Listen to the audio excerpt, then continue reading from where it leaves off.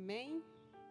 Bom dia, paz do Senhor. Vamos fazer uma oração antes de nós iniciarmos.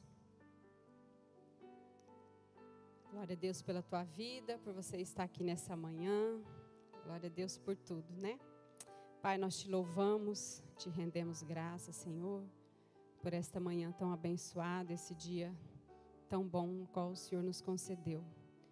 Te damos graça pelas nossas vidas, pela nossa casa, nossa família, por esta igreja, por esse tempo. Nós queremos consagrar o Senhor. Te agradecer pelo privilégio de nós estarmos aqui em Tua presença, nesse domingo, logo cedo.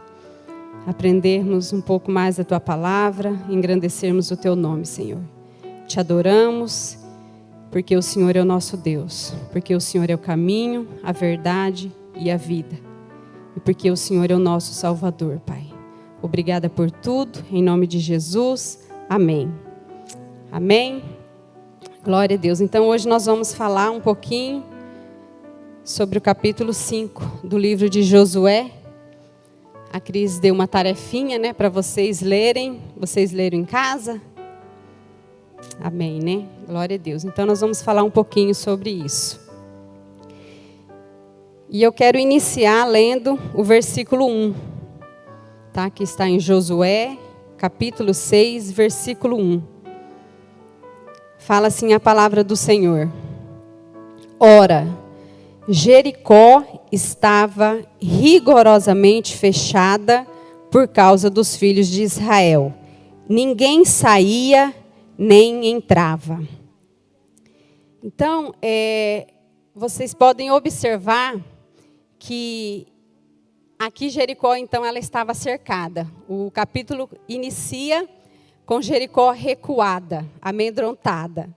Então, assim, você pode observar que depois de todo esse processo que foi feito, que começou no capítulo 1 até o capítulo 5, o que foi esse processo?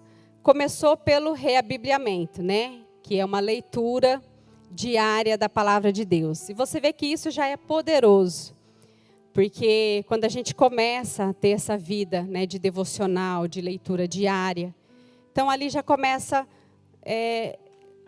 um tratamento, né? Deus ensinando a gente todas as coisas, Deus começa a nos alinhar, Deus começa a colocar as coisas em ordem na nossa vida, porque a gente vai aprendendo com a palavra de Deus. A palavra de Deus, ela tem esse poder, não é verdade? Então, esse reabibliamento é muito importante nas nossas vidas. Então, o capítulo 1, que é o reabibliamento. O capítulo 2, que é o mapeamento. Então, ali a gente vai, né, entender um pouco dessa fortaleza. A gente vai fazer o mapeamento, né, de tudo aquilo que nos aprisiona, das fortalezas da nossa vida. Então, esse é a segunda etapa, o mapeamento. A gente vai entender a fortaleza. O capítulo 3, então, seria a travessia do Jordão. A travessia do Jordão fala do batismo do arrependimento. E lembrando que o arrependimento não é apenas a gente sabermos dos nossos pecados, e também não é confissão de pecado. Não é só isso, isso faz parte. Mas o verdadeiro arrependimento é aquela atitude que a gente toma de mudança, né? De mudança de comportamento, de mudança de atitude, de não cometer mais aquele pecado. É aquela atitude que a gente fala, a partir de hoje eu não faço mais isso. A partir de hoje eu não cometo mais esse pecado. Nem que eu tenha que suar sangue, eu não faço mais isso. Eu não caio mais nessa. Então, esse é o verdadeiro arrependimento. Então, essa é a parte 3. O 4 é a lei dos 2 altares. Isso, a lei dos 2 altares. Isso fala do quê? Do nosso altar interno. Isso fala da nossa vida, né? De devoção, de adoração a Deus, né? E o nosso altar externo, que é o nosso ministério. Lembrando que altar fala de entrega, de renúncia, né? É onde então a gente deixa de fazer as nossas vontades para fazer a vontade de Deus. Quando a gente entrega tudo nas mãos de Deus, né? A partir de hoje eu vou viver os propósitos de Deus e não aquilo que eu quero. Então, esse é a lei dos 2 altares. E o capítulo 5 fala, né, da santificação cirúrgica, que é então onde a gente vai ali arrancar, né, como se fosse uma cirurgia, arrancar toda a carnalidade, né, tudo aquilo que por causa, todas as atitudes, né, por causa das coisas que a gente viveu, traumas, né, de infância até aqui. Então, é arrancar tudo isso, todos esses comportamentos, é tirar isso de dentro de nós. Então, esse é o 5. Então, a partir de todo esse processo, do 1 até o 5, aquilo então que nos amedrontava, aquilo que nos cercava, agora está cercado. Você vê que fala que Jericó estava cercada, né? O versículo 1. Então, tudo aquilo que colocava medo em nós, tudo aquilo que nos cercava, né, que nos amedrontava, a partir, né, depois desse processo todo, do capítulo 1 até o capítulo 5, né, agora quem está cercado é a fortaleza. A queda, né, já está determinada. Então, assim, o inimigo sabe que depois de todo esse processo que nós passamos, ele vai perder. Ele vai perder. Então, aquilo que nos cercava agora está cercado, né? Isso é o quê? Deus levando cativo o cativeiro e nos liberando para o exercício do nosso dom. Então, é isso que está acontecendo a partir de todo esse processo. A fortaleza já está rachada, né? Já está praticamente no chão. Então, é isso aqui que está acontecendo. E aí, no versículo 2, Deus fala assim, ó. Então disse o Senhor a Josué: olha, entreguei na tua mão Jericó, o seu rei e os seus valentes.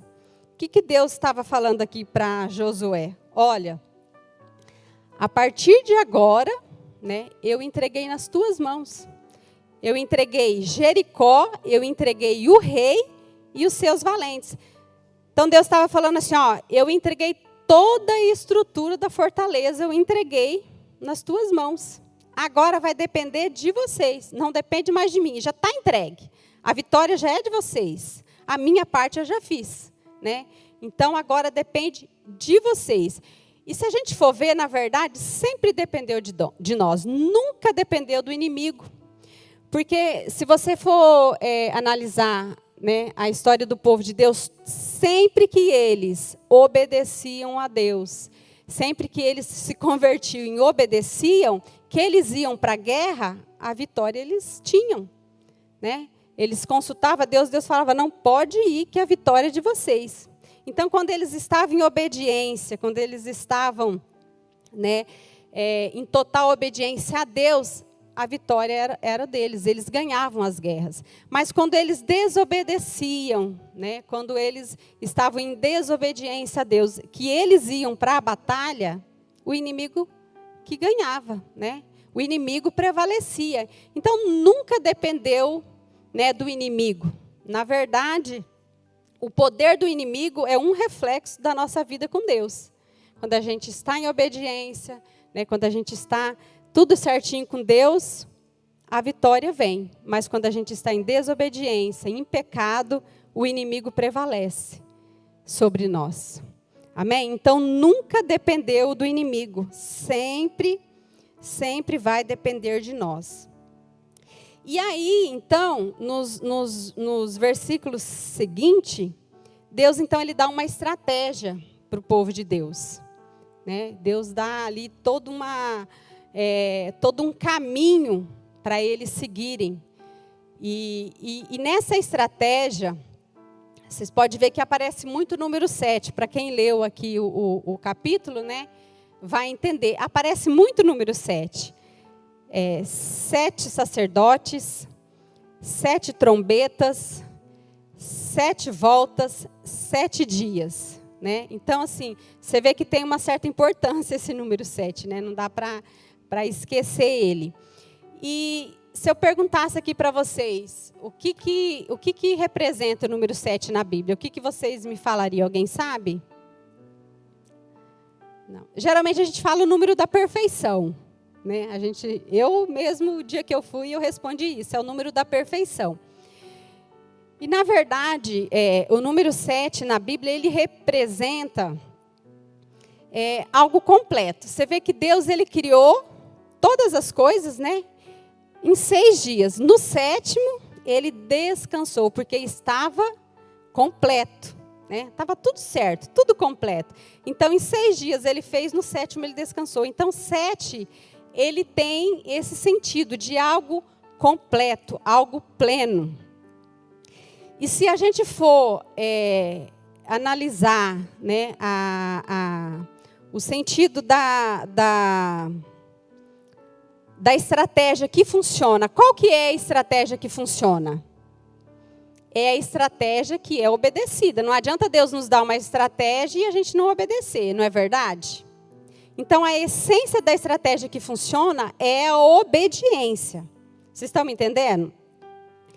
Então, se a gente pegar o sentido desse número 7, com a essência da estratégia que funciona, que é obediência, então a gente tem o tema.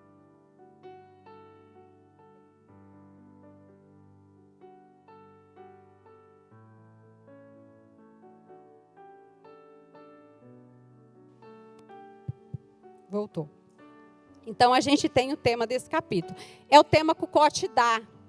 É a obediência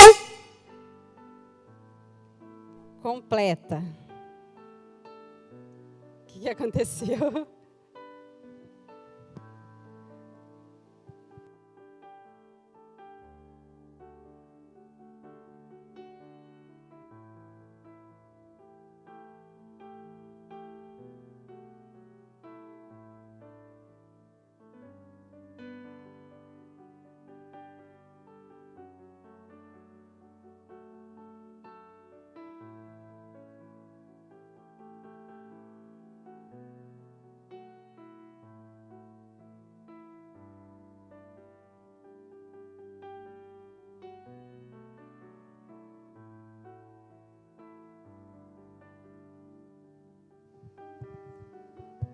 Som.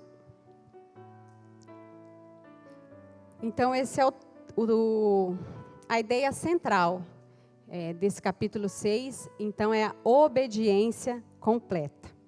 Amém?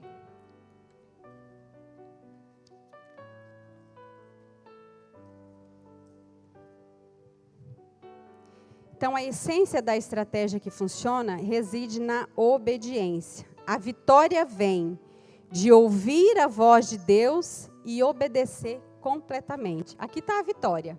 Ouvir a voz de Deus e obedecer completamente. E o versículo 3 aqui fala assim, ó. Vós, pois, todos os homens de guerra, rodeareis a cidade, cercando-a uma vez, assim fareis por 6 dias. Esse homem de guerra aqui, o Cote fala que esse homem de guerra, ele está dentro de nós, ele não está fora de nós. O que é esse homem de guerra? Esse homem de guerra, ele é uma determinação, né? É uma postura determinada de cumprir à risca tudo aquilo que Deus falou, de ir até o fim nessa estratégia. Então, esse homem de guerra, ele está dentro de nós. Ele não está fora de nós. Então, é essa disposição, essa postura, essa vontade, né, de ir até o fim na estratégia que Deus dá para nós, para a gente derrubar essa fortaleza. E o pastor Murilo até pregou, domingo, uma história que cai perfeito aqui. Ele falou sobre a vida de Naamã, vocês lembram? Então, você vê que ali Deus, ele deu, né, uma estratégia para Naamã. Naamã, ele era o comandante, né, de guerra do exército do rei da Síria. Ele era um homem poderoso, né, um homem de posição. E só que a Bíblia fala que ele era leproso, certo? E então, quando ele vai até o homem de Deus, né, E o homem de Deus fala para ele, na verdade ele nem recebe ele, né? Ele vai lá, porque então ele tinha essa lepra, e ele vai lá então para pedir um direcionamento para ele ser curado daquilo. Então o homem de Deus fala, você vai no Rio Jordão e você mergulha 7 vezes. Nem recebeu ele, chegou lá, mandou dar um recado, vai, fala para ele lá, para ele se banhar 7 vezes no Rio Jordão.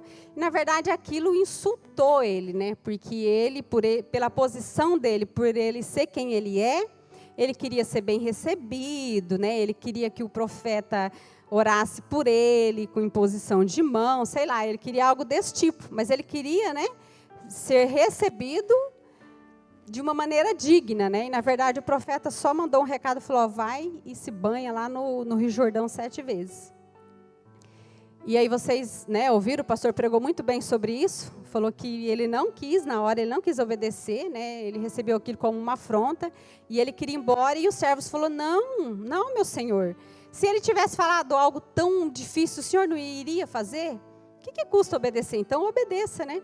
Então, ele foi, né, até o Rio Jordão, e ali, na verdade, teve uma exposição, né? Porque ele teve que tirar toda a roupa, mostrar quem que ele era. Então, isso fala de uma estrutura, né, de orgulho ali sendo quebrada. Então, ele teve que se despir na frente de todos, se expor, né? E então, ir até o Rio Jordão e mergulhar. E você vê que a Bíblia fala que até o 6º mergulho não tinha acontecido nada. Ele mergulhou 1, mergulhou 2, mergulhou 3, né? Até o 6º não tinha acontecido nada. Porque a essência não estava no mergulho, mas sim na obediência, né?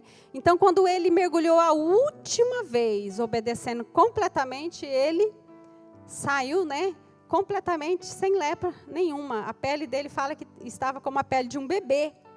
Então, isso fala, né, da obediência completa. Lembrando que o Jordão, né, tem uma leitura espiritual muito importante. O Jordão, como eu falei da outra vez, ele está situado numa das partes mais baixas de Israel, né? Ele está situado a 400 metros abaixo do nível do mar. Então, isso fala de um lugar muito baixo, né?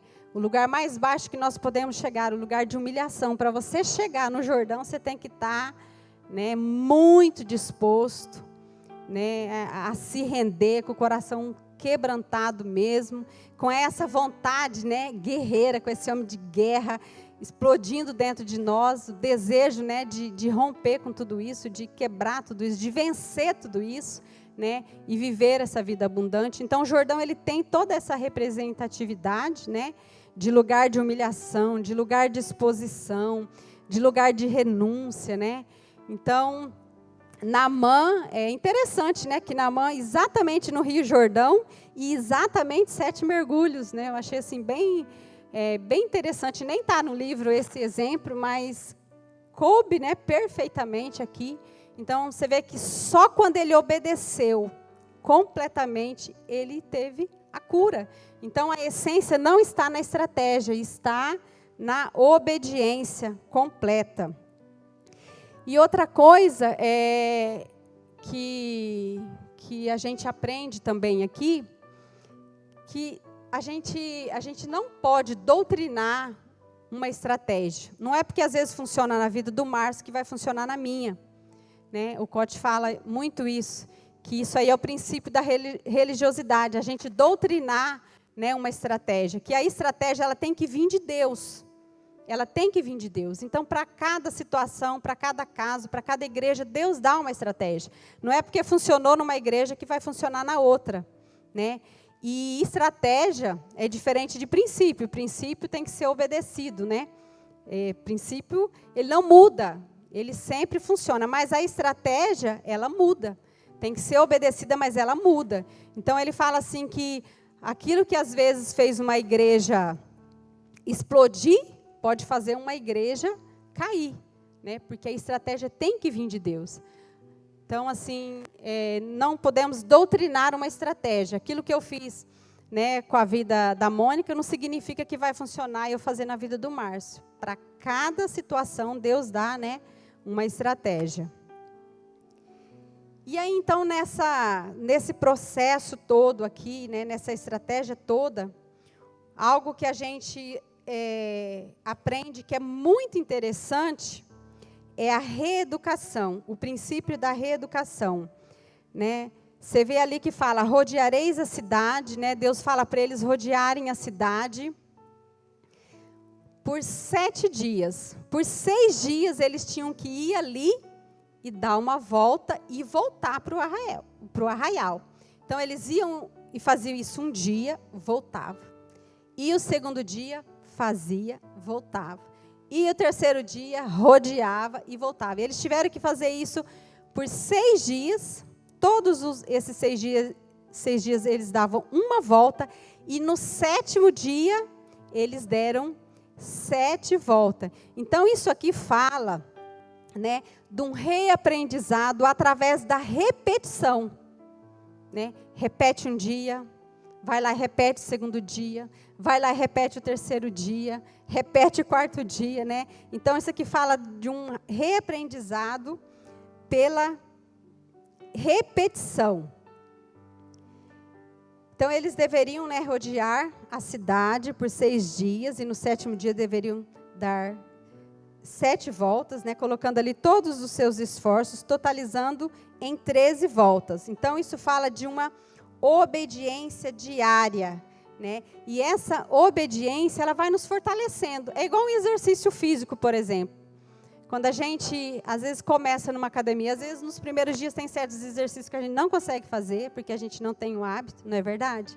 Mas aí você vai, um dia você faz, você vai fazendo no segundo dia, vai fazendo no terceiro dia. Chega uma hora que você cria, né, uma resistência maior para fazer aquele exercício. E isso é também na nossa vida espiritual. Então, você obedece um dia, você obedece 2 dias, você vai obedecendo, aquilo vai criando uma musculatura espiritual. Chega uma hora que aquilo ali é tão natural, né, que você não aceita mais não obedecer. Então, né, Deus estava ensinando eles a praticarem essa obediência todos os dias, só uma vez por dia, né? E ali no 7º dia eles tiveram que fazer um esforço maior e rodear 7 vezes. Então, isso aqui fala de um reaprendizado através, né, da repetição. E você vê que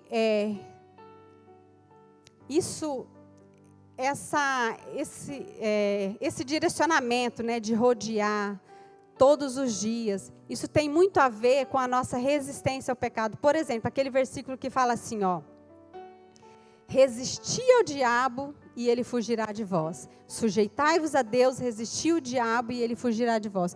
Você vê que, o que está falando aquilo ali? Que se você resiste um dia, você resiste 2 dias, você vai resistindo. Chega uma hora que o inimigo ele não tem domínio mais sobre você. Jó fala isso. Jó, ele fala assim, 6 vezes o mal te visitará. Na 7ª, ele não te tocará. Então, é algo assim poderoso, né, que você vai aprendendo através dessa reeducação, né? Você vai obedecendo um dia, obedece 2 dias, obedece 3 dias, vai obedecendo. Chega uma hora que isso aí já se tornou um hábito na sua vida. Então, Deus estava querendo ensinar essa obediência ao povo, né? Queriam que eles aprendessem essa obediência completa, através, então, né, desse dia a dia, todo dia fazendo a mesma coisa, todo dia repetindo a mesma coisa. Outra coisa muito interessante nesse capítulo aqui, é a lei do silêncio. Você vê que na estratégia, Deus fala que eles tinham que rodear a terra em silêncio, rodear Jericó, né, em silêncio. Não eram para eles falarem nada. Agora, você imagina, você tem uma estratégia. O que tem, tipo assim, nessa estratégia? Você pensa, poxa vida, eu vou lá, né? A fortaleza, ela era, né, uma fortaleza gigante. O que vai acontecer da gente dar uma voltinha em volta dessa fortaleza?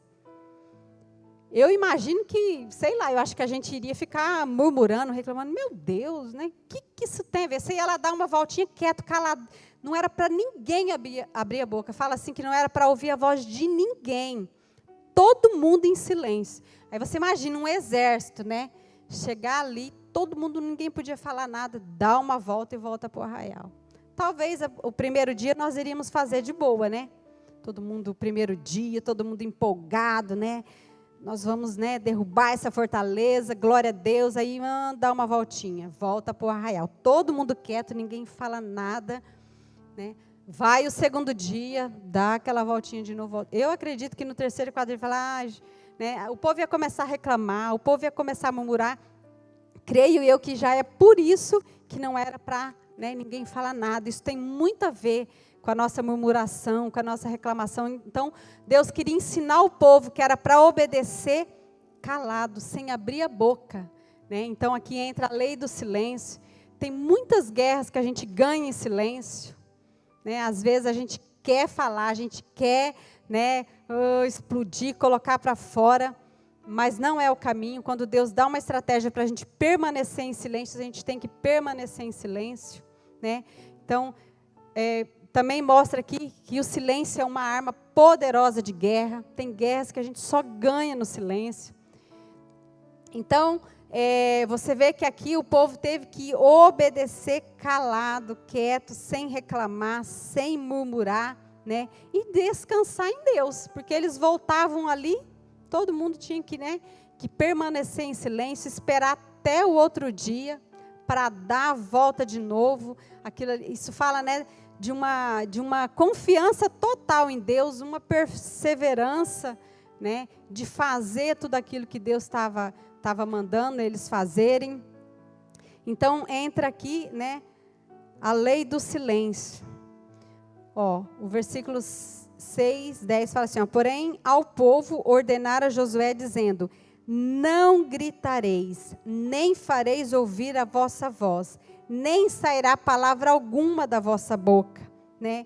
Então, aqui, eles tinham que segurar, né, as suas emoções, eles tinham que ter domínio próprio, né? Porque você vê que, às vezes, para a gente ficar calada, a gente tem que ter domínio próprio, porque o desejo da gente é falar, né? O desejo da gente é reclamar, é murmurar. Então, você vê que ali Deus estava controlando, né, tudo isso na vida deles. E chegou a hora, né, deles falarem. No último dia, na 7ª volta, né, eles iam poder falar. Então, a Bíblia fala que tem hora, né, tem tempo para a gente falar e tem tempo para a gente permanecer calado, né? Às vezes tem guerra que, se você falar, você vai só perder mesmo. Você tem que ficar calado.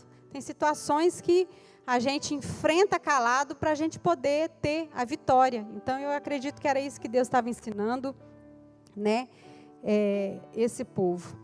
E toda obediência, ela carrega provas, né? Ela tem o teste. Você vê que quando a gente está passando por um processo de libertação, de cura, quando a gente está passando por esse processo, né, de romper com as nossas fortalezas, nós vamos ser provados. Por exemplo, quando você tem um problema na área financeira, você tem, né, você gasta mais do que você ganha, por exemplo. Então, ali você vai entrar nesse processo aí, né, de reaprendizado. O que você vai ter? Você vai ter que se segurar, né? Você vai ter que ter uma postura. A partir de hoje, eu não compro mais o que não preciso. A partir de hoje, né, eu só vou gastar com aquilo que é essencial. Então, você faz ali um voto. É muito importante, às vezes, a gente até fazer um voto, né?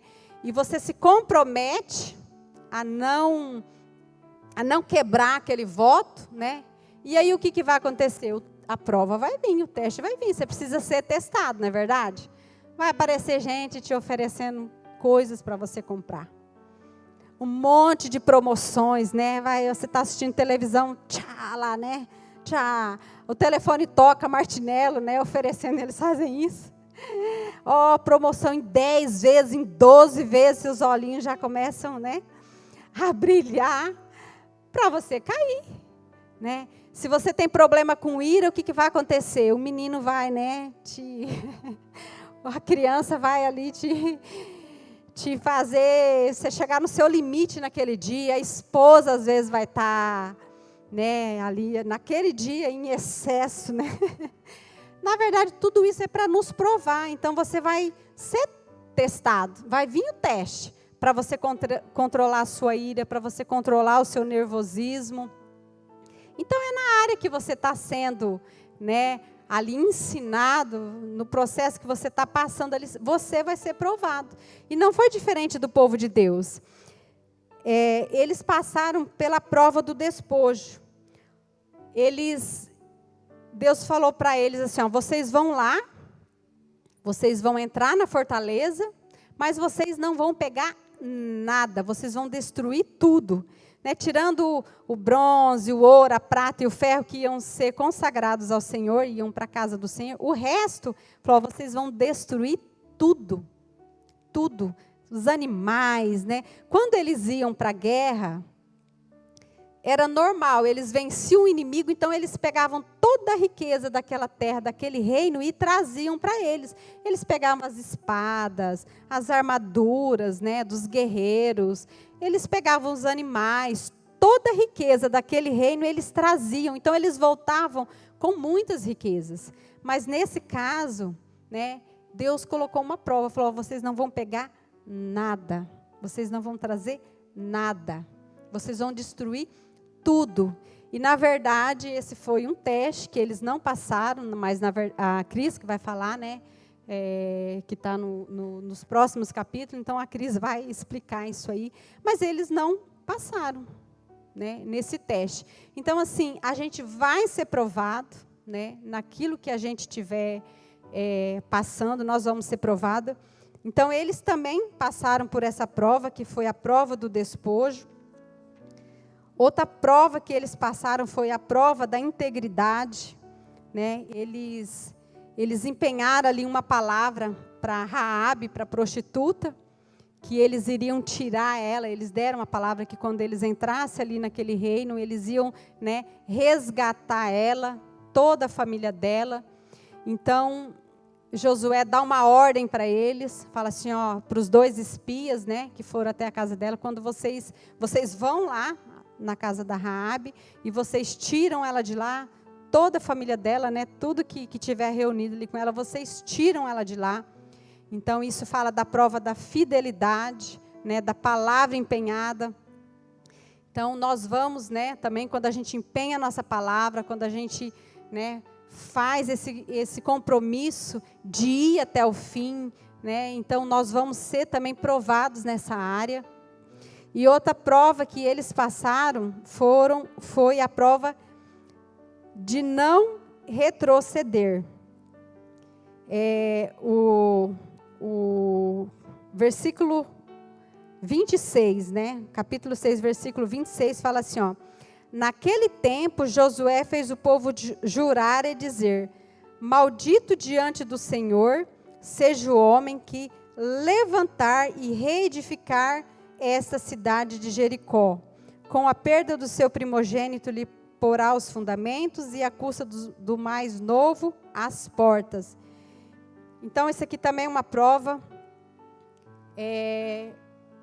O que isso tem a ver com nós? Quando a gente vence um pecado, quando a gente vence, né, um comportamento, a gente não pode mais cair naquilo lá. Porque a Bíblia fala que se a gente cair, o nosso segundo estado vai ser pior do que o primeiro, porque é uma coisa que a gente já venceu. Né? A gente já tem domínio sobre aquilo lá. Então você não pode mais retroceder, você não pode mais cair, porque se você cair, o seu estado, o seu segundo estado vai ser pior do que o primeiro. Então, ali, né, foi dada uma ordem, ó, esse lugar aqui não pode mais ser reedificado. Não é mais, né, aquilo ali que foi vencido, aquilo ali que foi, né, que foi completamente destruído, não era para ser reedificado mais. Então, isso tem muito a ver com a nossa vida espiritual, aquilo que a gente vence, aquilo, né, que você, poxa vida, você passou por um processo desse, né?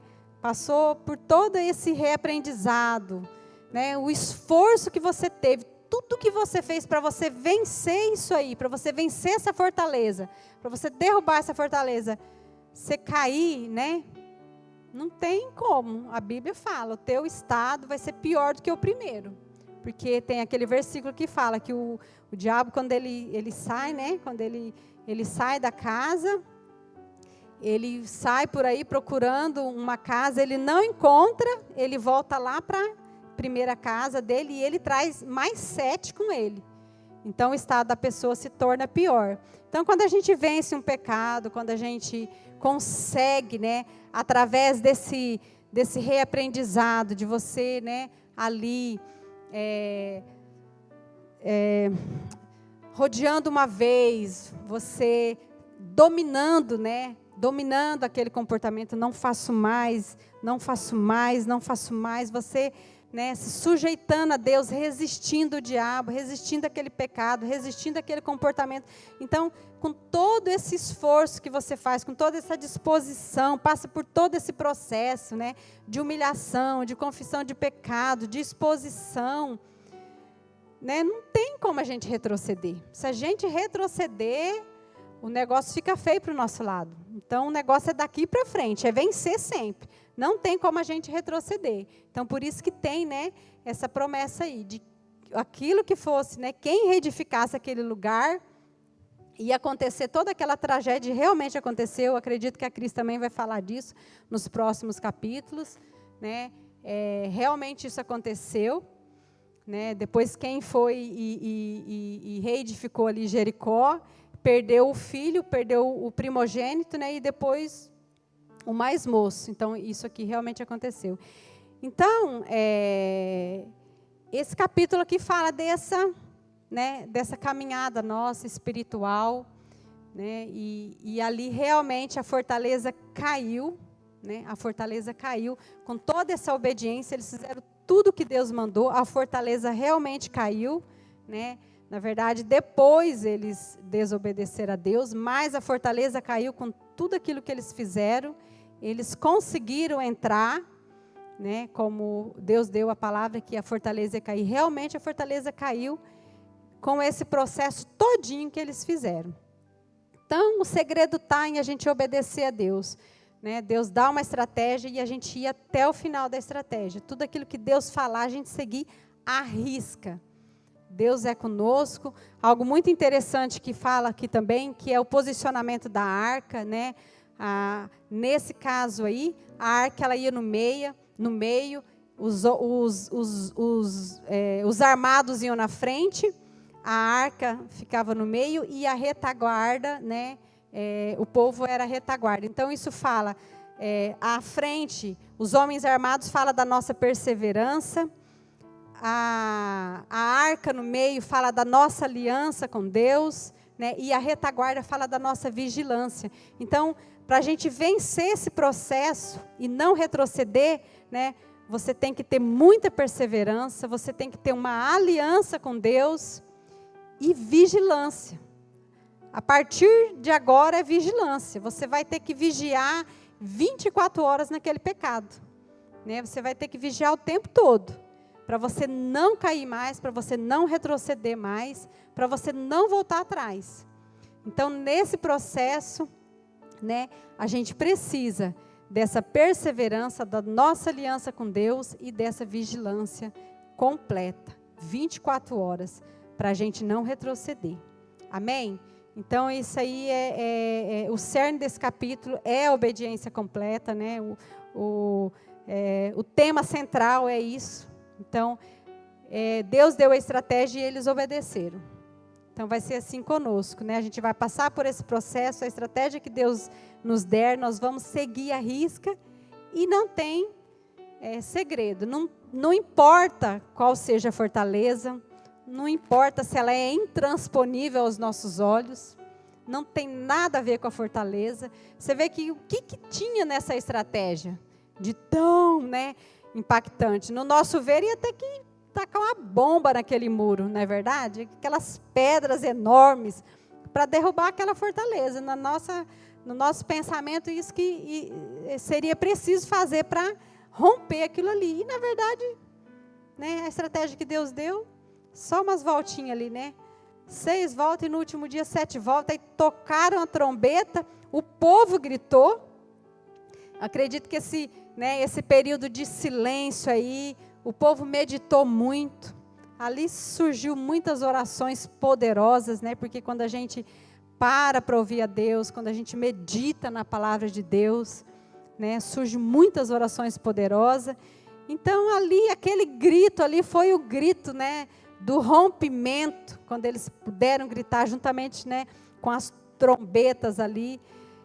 Aquilo ali foi o grito da vitória, né? Foi o grito da vitória. Então assim, não tinha nada de grandioso nessa estratégia.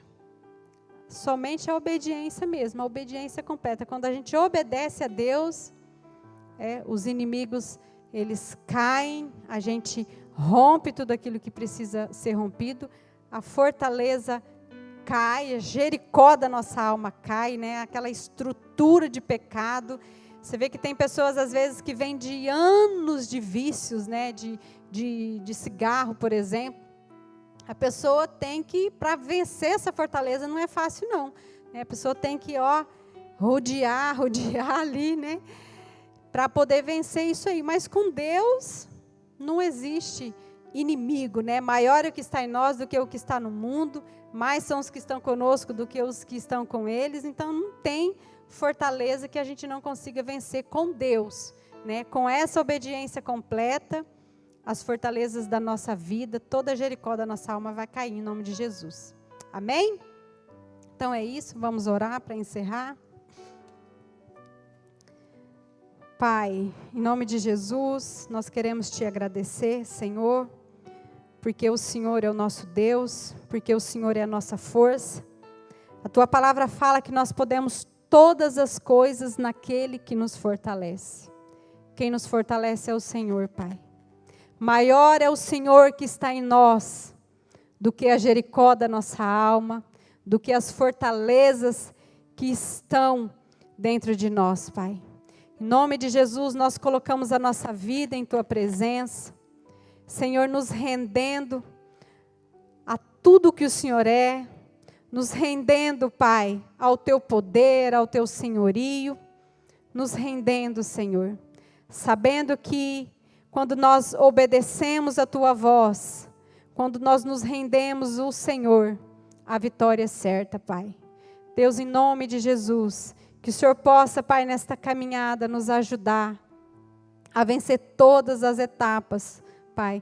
Tudo aquilo que precisa ser vencido, tudo aquilo que precisa ser rompido. Espírito Santo de Deus, que o Senhor venha nos ajudar, Pai. Que o Senhor esteja, Senhor, no nosso meio, que o Senhor esteja na nossa frente. Pai, em nome de Jesus, Deus, que o Senhor não permita que nenhum de nós venha olhar para trás, venha retroceder. Pai, o Senhor é o caminho, o Senhor é a verdade e o Senhor é a vida. Nós queremos estar nesse caminho, nós queremos conhecer a verdade e ter essa vida em abundância. Senhor, nós queremos entrar em Canaã, nós queremos viver esta vida completa, Senhor, no Senhor. Essa vida plena no Senhor, queremos te conhecer e prosseguir em te conhecer. É o desejo do nosso coração, Senhor, que o Senhor venha nos alinhar, que o Senhor venha nos ensinar, Senhor, através dessa reeducação, Senhor, do dia a dia, obedecendo a tudo aquilo que o Senhor falar. Deus, em nome de Jesus, eu declaro, eu profetizo, no nome de Jesus, Pai, que essa igreja, rompendo em fé, vai conquistar a Canaã. Senhor, em nome de Jesus, nenhum ficará para trás. Nenhum o Senhor deixará para trás. Senhor, que todos nós vamos conquistar essa terra prometida. Aquilo que o Senhor tem para cada um de nós, nós iremos conquistar em nome de Jesus. Pai, nós queremos te entregar o restante desse dia. Senhor, obrigada, porque logo mais nós temos um culto, Senhor, onde nós vamos te adorar. Que o Senhor quebranta o nosso coração, que o Senhor abre o nosso entendimento, Senhor, para que nós possamos cultuar o Senhor como é devido, entregar um culto ao Senhor. Nós queremos te honrar, Senhor, com a nossa vida. Nós queremos te honrar, porque o Senhor é merecedor de toda a honra, de toda a glória, de todo louvor. Deus, em nome de Jesus, abençoe o restante do nosso dia, que seja um domingo alegre, que o nosso coração possa estar agradecido, porque o Senhor é bom e a tua misericórdia dura para sempre. Porque o Senhor é bom e o teu amor é eterno e o teu amor está sobre nós. Obrigada, Senhor, em nome de Jesus. Amém. Amém. Glória a Deus.